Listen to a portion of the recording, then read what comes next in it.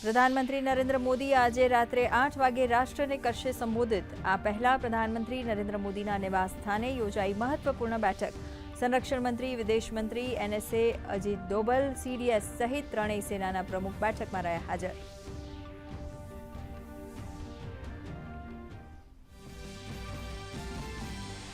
પાકિસ્તાનને ભારતની કડક ચેતવણી, જરૂર પડે આગામી મિશન માટે તૈયાર છે ભારતીય સેના।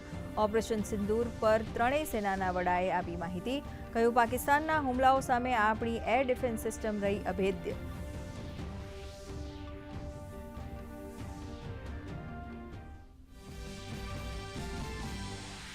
ભારતીય વાયુસેના પ્રણાલીએ ચીન બનાવટની મિસાઇલ્સ, તુર્કીના ડ્રોન સહિત પાકિસ્તાની હથિયારોનો બોલાવ્યો ખાત્મો। ભારતે કહ્યું, પાકિસ્તાને આતંકવાદને આપ્યો સાથ, પોતાના નુકસાન માટે પોતે જવાબદાર।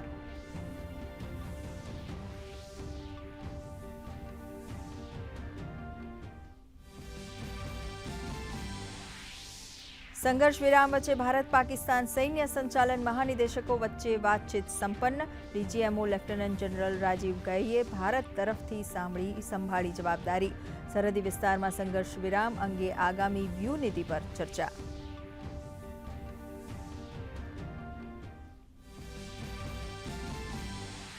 સેનાના શૌર્ય આગળ શેર બજારે પણ ભરી સલામી। ઓપરેશન સિંદૂરની સફળતાને પગલે સેન્સેક્સ અને નિફ્ટીમાં ભારે ઉછાળો। ફેબ્રુઆરી 2021 બાદ ઇન્ટ્રાડેમાં પ્રથમવાર નોંધાઈ સૌથી મોટી તેજી। રોકાણકારોની સંપત્તિમાં 16 લાખ કરોડનો બમ્પર વધારો।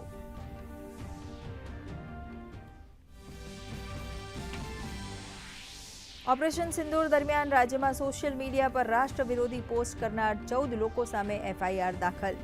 વૈમનસ્ય ફેલાવનારી અને સૈન્યનું મનોબળ તોડે તેવા લખાણો ધરાવતી સામગ્રી સામે ગુજરાત પોલીસે ગુનો નોંધી હાથ ધરી કડક કાર્યવાહી।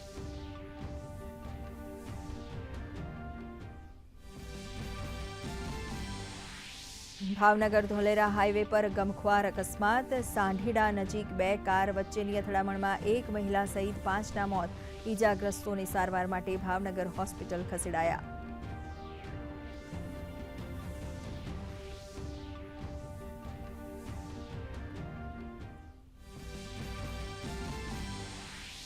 ડાંગ જિલ્લાના ગિરિમથક સાપુતારા, અરવલ્લી અને સુરેન્દ્રનગરમાં ગાજવીજ સાથે વરસાદ। આવતીકાલથી કમોસમી વરસાદનું જોર પડશે નબળું। આગામી 3 દિવસ દરમિયાન સૌરાષ્ટ્ર કચ્છમાં હળવાથી મધ્યમ વરસાદનું હવામાન વિભાગનું અનુમાન। ઉનાળુ પાકને નુકસાનની ભીતિ।